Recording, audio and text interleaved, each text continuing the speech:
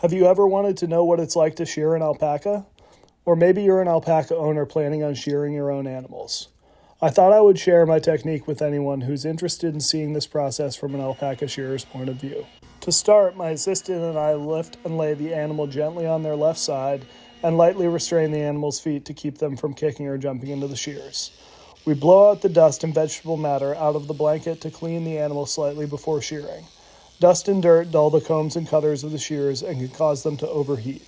The first fiber to come off is the blanket. This is the highest quality fiber on each animal and is typically what is made into yarn.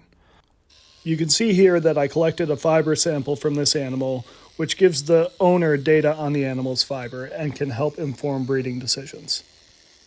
Once I get to the animal's spine, the animal is rolled towards me by my assistant so I can shear the other side of the animal's blanket. These clients are collecting the animal's blanket using a technique called noodling.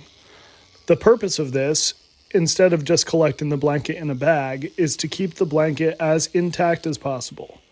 This makes cleaning much easier without the natural fiber structure being affected. Before I get to the shorter and more coarse belly fiber, I'll turn off my shears and separate the blanket for the client. Now that the highest quality fiber is harvested and tucked away, I'll shear that coarse belly fiber and move on to the legs.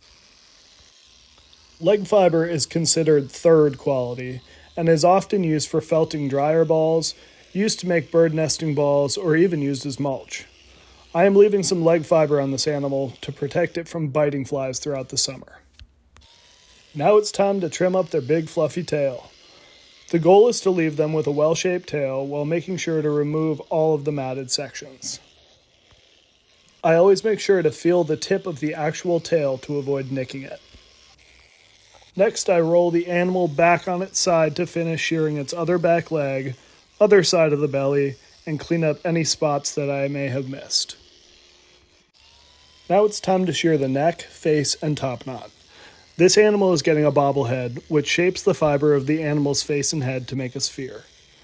This is done mainly for aesthetic purposes, but some breeders give all their crias a bobblehead so that they're easily recognized by their mama.